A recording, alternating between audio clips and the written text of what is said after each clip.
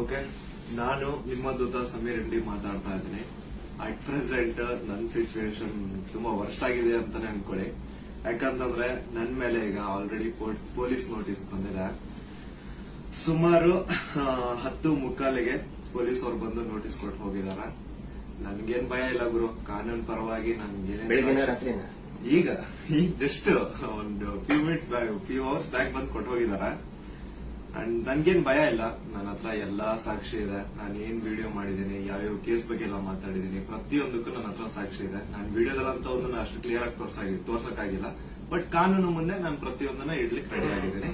ನನಗೆ ಕಾನೂನು ಮೇಲೆ ತುಂಬಾ ಗೌರವ ಇದೆ, ತೊಂದರೆ ಇಲ್ಲ ಅದ್ರ ಬಗ್ಗೆ. ಅಂಡ್ ತೊಂದರೆ ಎಲ್ಲ ಆಗ್ತಿದೆ ಅಂತಂದ್ರೆ, ಈಗ ನಾನು ಬೀಯಿಂಗ್ ಎ ಮುಸ್ಲಿಂ ಗಾಯ್ ಈ ಒಂದು ವಿಷಯದ ಬಗ್ಗೆ ಮಾತಾಡಿದ್ರೆ ತಪ್ಪಾಗ್ಬಿಡಿದೆ ಅನ್ನೋದ್ ರೀತಿ ಆ ತರ ಪೋರ್ಟ್ರೇಟ್ ಮಾಡ್ತಿದಾರೆ. ನೀನು ಹಿಂದೂ ದೇವಸ್ಥಾನನ ಅವಮಾನ ಮಾಡ್ಬಿಟ್ಟೆ, ಈ ಹಿಂದೂ ಹುಡುಗಿ ಬಗ್ಗೆ ನಿಂಗೆ ಆಗ್ಬೇಕು, ನಿನ್ ಸಮಾಜದ ನೀನ್ ನೋಡ್ಕೋ. ಗುರು, ಹಿಂದೂ ಮುಸ್ಲಿಂ ಅನ್ನೋದು ಬಿಡು, ಈಗ ನ್ಯಾಯದ ಬಗ್ಗೆ ಮಾತಾಡೋಣ. ಹಿಂದೂ ಹುಡುಗಿ ಆಗಿದ್ರೇನೋ ಮುಸ್ಲಿಂ ಹುಡುಗಿ ಆಗಿದ್ರೇನೋ ಅನ್ಯಾಯ ಆಗಿದೆ ತಾನೆ. ಅನ್ಯಾಯದ ವಿರುದ್ಧ ಧ್ವನಿ ಎತ್ತದೆ ಧರ್ಮ. ಅಂಡ್ ಅದನ್ನೇ ನಾನು ಪಾಲಿಸ್ತಾ ಬಂದಿರೋದು. ಅಂಡ್ ಏನದು ಟ್ರೋಲ್ ಪೇಜಸ್ ಅಲ್ಲೆಲ್ಲ ನೀವು ಹಾಕೊಂಡಿದಿರಲ್ಲ, ಇವ್ನು ಹಿಂದೂ ವಿರೋಧಿ ಮುಸ್ಲಿಂ ಬರೀ ಹಿಂದೂ ಅಗೇನ್ಸ್ಟ್ ಮಾಡ್ತಿರ್ತಾನೆ ವಿಡಿಯೋಸ್ ಅದಿದ ಅಂತ. ಅವ್ರಿಗೆಲ್ಲ ಒಂದೇ ಮಾತು ಹೇಳ್ತೀನಿ, ಸಮೀರ್ ಎಂ ಡಿ ಅಂತ ನನ್ನ ಇನ್ನೊಂದು ಚಾನಲ್ ಇದೆ, ಅರೌಂಡ್ 270K ಸಬ್ಸ್ಕ್ರೈಬರ್ಸ್ ಇದಾರೆ. ಅಲ್ಲಿ ನಾಟ್ ಸೋ ನಾರ್ಮಲ್ ಅಂತ ಹೇಳ್ಬಿಟ್ಟು ನಾನು ಒಂದು ಸೀರೀಸ್ ಸ್ಟಾರ್ಟ್ ಮಾಡಿದ್ದೆ. ಅದರಲ್ಲಿ ಫಸ್ಟ್ ವಿಡಿಯೋ ನಾನು ಹೋಗಿ ಮಾಡಿದ್ದೆ ತುಮಕೂರಲ್ಲಿರುವಂತಹ ಸಿದ್ದೇಶ್ವರ ಸ್ವಾಮಿ ಬೆಟ್ಟದಲ್ಲಿ. ಅಲ್ಲಿ ಹೋಗಿ ಸಿದ್ದೇಶ್ವರ ಸ್ವಾಮಿ ಮುಂದೆ ಕೈ ಜೋಡಿಸಿದ್ದು ಈ ಒಂದು ಮುಸ್ಲಿಂ ಮಗಾನೆ. ಅದಾದ್ಮೇಲೆ ತುಮಕೂರಲ್ಲಿರುವಂತಹ ಸಿದ್ದರ ಬೆಟ್ಟಕ್ಕೆ ಹೋಗಿ ಅಲ್ಲಿರುವಂತಹ ಸಿದ್ದೇಶ್ವರ ಸ್ವಾಮಿ ಮುಂದೆ ಕೈ ಜೋಡಿಸಿ ಪ್ರಾರ್ಥನೆ ಮಾಡಿದ್ದು ಈ ನಿಮ್ಮ ಮುಸ್ಲಿಂ ಮಗಾನೆ. ಅಶ್ವತ್ಥಾಮ ಬಗ್ಗೆ, ಮಹಾಭಾರತದ ಕಥೆಗಳ ಬಗ್ಗೆ ವಿಡಿಯೋ ಮಾಡಿದ್ದು ಈ ಒಂದು ಮುಸ್ಲಿಂ ಮಗಾನೆ. ಬಾರ್ಬರಿಕು ಅಶ್ವತ್ಥಾಮದಲ್ಲಿದ್ದಂತಹ ಇನ್ಫೇಮಸ್ ಕ್ಯಾರೆಕ್ಟರ್ ಅವ್ರ ಬಗ್ಗೆನೂ ನಮ್ ಕನ್ನಡಿಗರಿಗೆ ತಿಳಿಸ್ಕೊಟ್ಟಿದ್ದು ಈ ಒಂದು ಮುಸ್ಲಿಂ ಹುಡುಗಾನೆ. ಸೊ ಇಲ್ಲಿ ಜಾತಿ ಧರ್ಮ ಅನ್ನೋದು ಬೇಡ, ಆಯ್ತಾ? ಅಶ್ವತ್ಥಾಮ ಬಗ್ಗೆ ಓದಿದ್ರೆ ಸರ್ ಎಲ್ಲ ಅಲ್ಲಿ ವಿಡಿಯೋ ನೋಡಿ ಸರ್. ನಾನು ಇಂತ ಡೀಟೇಲ್ ಬಿಟ್ಟಿಲ್ಲ ಅಂತೇನಿಲ್ಲ ಸರ್, ಎಲ್ಲಾದ್ರೂ ಮಹಾಭಾರತದ ಕುರುಕ್ಷೇತ್ರ ಯುದ್ಧದಲ್ಲಿ ಕೌರವರ ಪರವಾಗಿ ಹೋರಾಡಿದವರು ದ್ರೋಣಾಚಾರ್ಯನ ಮಗ. ಸೊ ನೋಡಿ, ನಾನು ಹಿಂದೂ ವಿರೋಧಿ ಅಂತೂ ಖಂಡಿತ ಅಲ್ಲ. ಹಿಂದೂ ವಿರೋಧಿ ಆಗಿದ್ರೆ ಒಂದು ಹಿಂದೂ ಹುಡುಗಿ ಜೊತೆ ಆಗಿರುವಂತಹ ಅನ್ಯಾಯದ ಬಗ್ಗೆ ನಾನು ಯಾಕೆ ಗುರು ಧ್ವನಿ ಎತ್ತುತ್ತೇನೆ? ನ್ಯಾಯದ ಬಗ್ಗೆ ಮಾತಾಡೋಣ ಅಷ್ಟೇ, ಅದೇ ನಮ್ ಧರ್ಮ. ಅಂಡ್ ಕೇಸ್ ಡೀಟೇಲ್ಸ್ ಎಲ್ಲ ಈಗ ಗಿರೀಶ್ ಸರ್ ನಿಮ್ಗೆ ಹೇಳ್ತಾರೆ, ನನ್ನ ಮೇಲೆ ಏನ್ ಕೇಸ್ ಆಗಿದೆ ಅದ್ರ ಬಗ್ಗೆ ಏನು ಅಂತ ಗಿರೀಶ್ ಸರ್ ನಿಮ್ಗೆ ಅಪ್ಡೇಟ್ ಕೊಡ್ತಾರೆ. ಬಟ್ ಅದಕ್ಕೂ ಮುಂಚೆ I really want to thank you team ತಿಪುರೊಡ್ಡಿ. ಯಾಕಂತಂದ್ರೆ ನಾನು ಅಟ್ ಒನ್ ಪಾಯಿಂಟ್ ನಾನು ಕಂಪ್ಲೀಟ್ ಬ್ರೇಕ್ ಆಗ್ಬಿಟ್ಟಿದ್ದೆ. ಲೈಕ್ ಏನ್ ಗುರು, ನನ್ ತಪ್ಪು ಮಾಡ್ಬಿಟ್ಟು ನನ್ ನಿಜ ಕಣ್ಣೀರ್ ಬರೋದೊಂದು ಬಾಕಿ ಇತ್ತು. ಅಂತ ಟೈಮಲ್ಲಿ ತಿಮುರೊಡ್ಡಿ ಆಗಿರ್ಲಿ ಅಥವಾ ಸೌಜನ್ಯ ಪರ ಹೋರಾಟಗಾರರು, ಸೌಜನ್ಯ ಶಕ್ತಿ, ಇವರೆಲ್ಲರೂ ನನಗೆ ಸಪೋರ್ಟ್ ಕೊಟ್ಟು ಇವಾಗ ತುಂಬಾ ಧೈರ್ಯ ಕೊಟ್ಟಿದ್ದಾರೆ. ಇದ್ರ ಬಗ್ಗೆ ಧ್ವನಿ ಎತ್ತಲಿಕ್ಕೆ ನಂಗೆ ತುಂಬಾ ಸಪೋರ್ಟ್ ಮಾಡಿದ್ದಾರೆ. ಸೊ ಇವರೆಲ್ರಿಗೂ ನಾನು ಚಿರಋಣಿ ಆಗಿರ್ತೇನೆ. ಅಂಡ್ ಯಾ ಸರ್, ಕೇಸ್ ಬಗ್ಗೆ ಹೇಳ್ಕೊಡಿ ಸರ್. ಅಲ್ಲ, ನಿಮ್ಗೆ ಏನಾದ್ರು ಅರೆಸ್ಟ್ ಮಾಡಕ್ ಬಂದಿದ್ದಾರೆ ಪೊಲೀಸರು? ಬಂದಿದ್ರಲ್ಲ ಸರ್, ನೀವೇ ಇದ್ರಲ್ಲ ಸರ್ ಮುಂದೆ. ಸೀದಾ ಎಂತ ಕೋಇನ್ಸಿಡೆನ್ಸ್ ನೋಡಿ, ಗಿರೀಶ್ ಸರ್ ನಮ್ ಮನೆಗ್ ಬಂದ್ರು. ನಾನು ಹೇಳ್ದೆ, ಸರ್ ನನ್ ಕೈಲಿ ಆಗ್ತಿಲ್ಲ, ನನ್ಗೆ ಹೆವಿ ಥ್ರೆಡ್ ಕಾಲ್ಸ್ ಬರ್ತಿದಾವೆ, ನೀವು ಪ್ಲೀಸ್ ಬನ್ನಿ ನಮ್ ಮನೆಗೆ ಅಂತ ಹೇಳ್ಬಿಟ್ಟು ಅವ್ರಿಗೆ ಲೊಕೇಶನ್ ಕಳಿಸಿ ಇವ್ರು ಬಂದ್ರು ಅಂತ ನೀರ್ ಕುಡಿತಾ ಒಂದ್ 10 ಮಿನಿಟ್ಸ್ ಮಾತಾಡ್ತಾ ಕೂತಿದೀವಿ. ಅಷ್ಟರಲ್ಲೇ ಡೋರ್ ಓಪನ್ ಮಾಡಿದ್ದೆ, ಬ್ಯಾಂಗ್ ಅಂತ ಪೊಲೀಸ್ ಅವ್ರ ಮನೆ ಒಳಗಡೆ ಎಂಟ್ರಿ. ಏನು ಅಂದ್ರೆ ಏನು ಹೇಳ್ತಾನೆ ಇಲ್ಲ, ಎದಕ್ ಬಂದ್ರು ಏನಂತ ಹೇಳ್ತಾನೆ ಇಲ್ಲ. ಆಮೇಲೆ ಗಿರೀಶ್ ಸರ್ ಅವ್ರ ಜೊತೆ ಎಲ್ಲ ಮಾತಾಡಿದ್ರು. ಲೀಗಲ್ ಆಗಿ ಅವ್ರೇನ್ ಮಾತಾಡಿದಾರೆ ಅಂತ ಅವರೇ ಹೇಳ್ತಾರೆ, ಕೇಳಿ. ಇವತ್ತು ಏನಾಗ್ತಾ ಇದೆ, ಸಮೀರ್ ಮಾತಾಡ್ಬೇಕಾದ್ರೆ ಯಾರದೇ ಒಬ್ರು ಹೆಸರು ತಗೊಂಡು ಮಾತಾಡ್ಲಿಲ್ಲ. ಮಾತಾಡಿದ್ದೆಲ್ಲವನ್ನು ಕೂಡ ಆಧಾರ ಇಟ್ಕೊಂಡೇನೆ ಸಮೀರು ಮಾತಾಡಿದ್ದು. ಅದು ಯಾರ ಬಗ್ಗೆ? ಏನೋ ದೇವ್ರ ಬಗ್ಗೆ ಮಾತಾಡಿದ್ನ, ಅಥವಾ ಮಸೀದಿಯ ಬಗ್ಗೆ ವಿವಾದ ಹುಟ್ಟಾಕಿ, ದೇವಸ್ಥಾನದ ಬಗ್ಗೆ ವಿವಾದ ಹುಟ್ಟಾಕಿ ಮಾತಾಡಿದ್ನ? ಇಲ್ಲ. ಸೌಜನ್ಯ ಅನ್ನೋದು ನಮ್ಮ ಎಲ್ಲರ ಮನೆ ಮಗಳವಳು.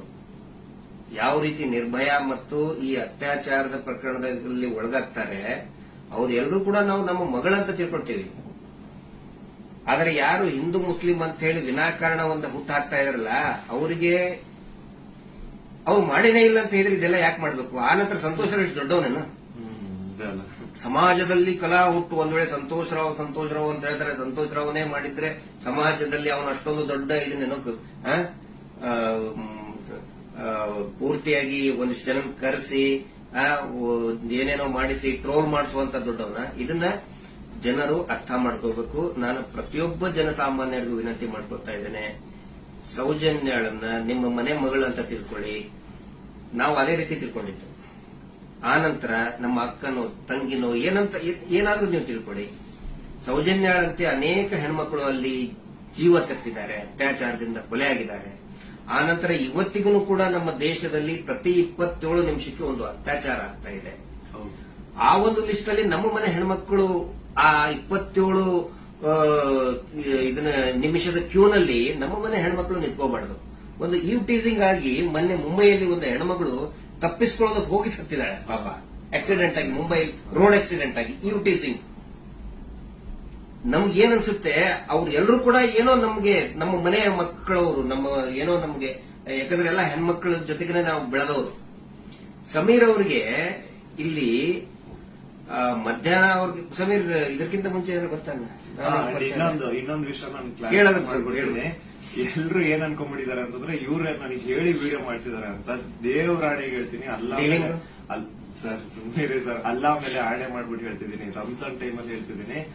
ಇವ್ರಿಗಾಗ್ಲಿ ನನ್ಗಾಗ್ಲಿ ಯಾವುದೇ ತರ ಲಿಂಕ್ ಇರ್ಲಿಲ್ಲ ಗುರು. ಸೌಜನ್ಯ ವಿಡಿಯೋ ಮಾಡೋದಕ್ಕಿಂತ ಮುಂಚೆ ಇವ್ರಿಗೂ ನನ್ಗೂ ಯಾವುದೇ ತರ ಲಿಂಕ್ ಇರ್ಲಿಲ್ಲ. ಸೌಜನ್ಯ ವಿಡಿಯೋ ಯಾವಾಗ 1 ಮಿಲಿಯನ್ ಕ್ರಾಸ್ ಮಾಡ್ತೋ ನನ್ನ ಕೈ ಕಾಲ್ಗಳಿಗೆ ಸ್ಟಾರ್ಟ್ ಆಗ್ಬಿಡ್ತು. ಯಾಕಂತಂದ್ರೆ ಡೆತ್ ಕಾಲ್ಸ್ ಬರ್ತಾನೆ ಇದಾವೆ. ನನ್ ಮನೆ ಅಡ್ರೆಸ್ ಲೀಕ್ ಮಾಡ್ಬಿಟ್ರು, ನನ್ ಪರ್ಸನಲ್ ಡೀಟೇಲ್ಸ್ ಲೀಕ್ ಮಾಡ್ಬಿಟ್ರು. ನನ್ ಯಾವ ನನ್ ಮನೆಗ್ ಬಂದು ಅಟ್ಯಾಕ್ ಮಾಡ್ಬಿಡ್ತಾನೋ ಗೊತ್ತಿಲ್ಲ. ಎಲ್ಲಿ ಹೋಗೋಣ ಅಂತ ಗೊತ್ತಾಗ್ತಾ ಇಲ್ಲ. ಪೊಲೀಸ್ ಅವ್ರ ಕಡೆ ಹೋದ್ರೆ ಪ್ರೊಟೆಕ್ಷನ್ ಸಿಗುತ್ತಾ ಇಲ್ಲ, ಗ್ಯಾರಂಟಿ ಇಲ್ಲ. ಏನ್ ಮಾಡ್ಬೇಕಂತ ಅರ್ಥ ಆಗಿಲ್ಲ. ಆಗ ನಾನ್ ರೀಚ್ ಔಟ್ ಮಾಡಿದ್ದೆ ಟೀಮ್ ತಿಮ್ರೋಡಿ ಅವ್ರಿಗೆ. ಸರ್ ನನ್ಗೆ ಈ ತರ ಆಗ್ತಿದೆ, ಪ್ಲೀಸ್ ನಿಮ್ ಕಡೆ ಸಪೋರ್ಟ್ ಬೇಕು, ನಂಗೆ ಸಪೋರ್ಟ್ ಮಾಡಿ ಅಂತ ಕೇಳಿದ ತಕ್ಷಣ ಇಮ್ಮಿಡಿಯೇಟ್ಲಿ ಅವ್ರು ನನ್ನ ನಂಬರ್ನ ತಗೊಂಡು ನನಗೆ ಕಾಲ್ ಮಾಡಿ ನಿಮ್ ಜೊತೆಗೆ ನಾವ್ ಇದೀವಿ ಅಂತ ಧೈರ್ಯ ಕೊಟ್ರು. ಅಂಡ್ ಅರೌಂಡ್ ನನ್ ಮೇಲೆ ಪೊಲೀಸ್ ನೋಟಿಸ್ ಆಗಿದ್ರು ಸ್ಟಿಲ್ ಇವರೇ ನನ್ಗೊಬ್ಬ ಅಡ್ವೊಕೇಟ್ ನ ಹುಡುಕಿ ನಾವು ನಿಮ್ ಜೊತೆಗಿದ್ದೀವಿ, ನೀವು ತಲೆನೇ ಕೆಡ್ಸ್ಕೋಬೇಡಿ ಅಂತ. ಈಗ ನೋಡಿ ಅರೌಂಡ್ ಮಿಡ್ ನೈಟ್ 1:00 ಆಗ್ತಿದೆ, ಅಡ್ವೊಕೇಟ್ ಅವ್ರ ಆಫೀಸಲ್ಲಿ ಕೂತಿದೀವಿ. ಸೊ ಸಾಹಸ ಪಟ್ರು ನನ್ನ ಅರೆಸ್ಟ್ ಮಾಡ್ಲಿಕ್ಕೆ. ಅಲ್ಲ,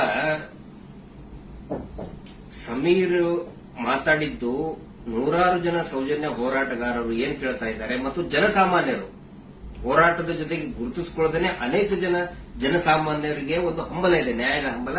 ಅದೇ ಮಾತನ್ನೇ ಸಮೀರ್ ಮಾತಾಡಿದ್ದು. ಅವ್ರನ್ನ ಅರೆಸ್ಟ್ ಮಾಡೋದಕ್ಕೆ ಬಳ್ಳಾರಿಯಿಂದ ಬಂದಿದ್ದಾರೆ ಇವತ್ತು. ಅರೆಸ್ಟ್ ಮಾಡ್ಕೊಂಡು ಹೋಗ್ತೀವಿ ಅಂತ ಹೇಳಿ. ಆದ್ರೆ ನಾವು ಕನ್ವಿನ್ಸ್ ಮಾಡಿದ್ವಿ ಬಳ್ಳಾರಿಯ ಎಸ್ಪಿ ಅವರಿಗೆ ಮತ್ತು ಬಳ್ಳಾರಿಯ ಕೌಲ್ ಬಜಾರ್ ಠಾಣಾಧಿಕಾರಿಗಳಿಗೆ, ಆನಂತರ ಬೆಂಗಳೂರು ಗ್ರಾಮಾಂತರ ಎಸ್ಪಿ ಸಾಹೇಬರಿಗೆ ಮತ್ತು ಇಲ್ಲಿಯಂತ ಸ್ಥಳೀಯ ಪೊಲೀಸ್ ಅಧಿಕಾರಿಗಳಿಗೆ, ಬೆಂಗಳೂರು ಶಹರದ ಯಾವುದು ಔಲಹಳ್ಳಿಯ ಅಧಿಕಾರಿಗಳಿಗೆ ನಾವು ಕನ್ವಿನ್ಸ್ ಮಾಡಿ ಹೇಳಿದ್ವಿ. ಆಮೇಲೆ ಅವರು ಕನ್ವಿನ್ಸ್ ಆಗಿದ್ದಾರೆ. ಹಿಂಗಾಗಿ ನಾವು ಅವರಿಗೆ ಧನ್ಯವಾದಗಳನ್ನು ಕೂಡ ಹೇಳ್ತೇವೆ. ಯಾಕಂದ್ರೆ ನಾವು ಕರೆಕ್ಟ್ ಆಗಿ ಎಕ್ಸ್ಪ್ಲೇನ್ ಮಾಡಿದೀವಿ. ಯಾವ ಕಾರಣಕ್ಕೂ ಕೂಡ ನಾವು ತನಿಖೆಯಿಂದ ತಪ್ಪಿಸ್ಕೊಳ್ಳುವಂತ ಮಾತೇ ಇಲ್ಲ. ಯಾಕಂದ್ರೆ ಯಾರು ಕಳ್ಳದ್ ಮಾಡಿಲ್ಲ, ಸುಳ್ತನ ಹೇಳಿಲ್ಲ, ಅತ್ಯಾಚಾರ ಮಾಡಿದವರಲ್ಲ. ಅತ್ಯಾಚಾರ ಮಾಡಿದವರೇ ದೊಡ್ಡದಾಗಿ ರಾಜ್ಯಸಭಾ ಮೆಂಬರು ಅದು ಇದು ಅಂತ ಹೇಳ್ಕೊಂಡು ದೊಡ್ಡದಾಗಿ ಕಿಸಿತಾ ಇದ್ದಾರೆ, ಅಲ್ಲಿ ಕಿಸಿತಾರೆ. ಅದರ ವಿರುದ್ಧ ಮಾತಾಡದಂತವ್ರು ನಾವು ಯಾವ ಕಾರಣಕ್ಕೂ ಎದುರುವಂತ ಅವಶ್ಯಕತೆ ಇಲ್ಲ. ಇದೇ ಮಾತನ್ನು ಹೇಳಿದೇವೆ ಸರ್, ಸಮೀರ್ ಖಂಡಿತ ಬರ್ತಾನೆ, ಎಲ್ಲಾ ರೀತಿಯಂತರೂ ಕೂಡ ಸಹಕಾರ ಕೊಡ್ತೀವಿ ಅಂತ ಹೇಳಿದ್ದಕ್ಕೆ ಕನ್ವಿನ್ಸ್ ಆಗಿದ್ದಾರೆ. ನಮ್ಮ ಉದ್ದೇಶ ಏನಂದ್ರೆ ಇದರಿಂದ ಇವರು ಮಾಡ್ತಾ ಇದಾರಲ್ಲ, ಏನೋ ಹಿಂದೂ ಮುಸ್ಲಿಂ ಅಂತ ಮಾಡ್ತಾ ಇದಾರಲ್ಲ, ಈ ನಮ್ಮ ರಾಜ್ಯದಲ್ಲಿ ಕಲಹ ಆಗಬಾರದು. ಅತ್ಯಾಚಾರ ಪ್ರಕರಣದ ಹೋರಾಟ, ಸೌಜನ್ಯ ಹೋರಾಟ, ಎಲ್ಲಾ ಧರ್ಮಗಳನ್ನು ನಾವು ಸೇರಿಸ್ತಾ ಇದೀವಿ. ಎಲ್ಲಾ ಜಾತಿ ಪಂಥಗಳನ್ನ ಮತಗಳನ್ನ ಸೇರಿಸುವಂತ ಕೆಲಸ ನಾವು ಮಾಡ್ತಾ ಇದೀವಿ.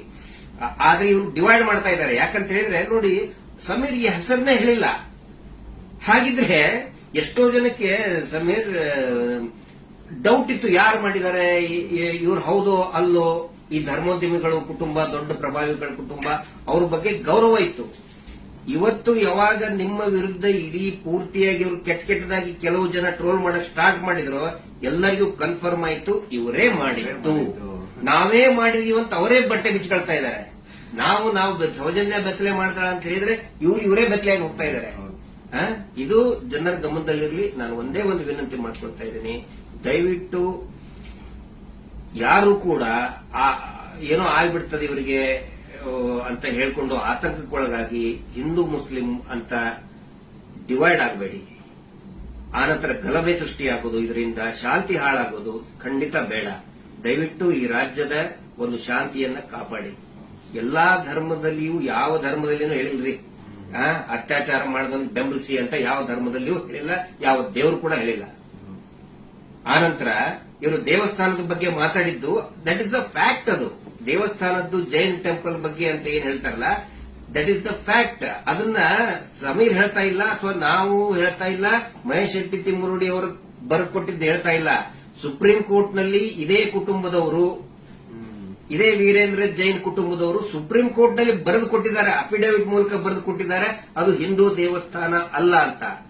ಅದಕ್ಕೂ ಕೂಡ ಯಾರು ಇದನ್ನಲ್ಲ. ಆದ್ರೆ ಇವರು ಯಾವಾಗ ಅತ್ಯಾಚಾರ ಪ್ರಕರಣಗಳನ್ನ ನಾವು ಪ್ರಶ್ನೆ ಮಾಡಕ್ ಪ್ರಾರಂಭ ಮಾಡಿದೀವಿ, ಅವಾಗ ಹಿಂದೂ ದೇವಸ್ಥಾನಕ್ಕೆ ಅಪಮಾನ ಮಾಡ್ತಾ ಇದಾರಲ್ಲ, ಅದು ನಮ್ಗೆ ಬೇಜಾರಾಗೋದು,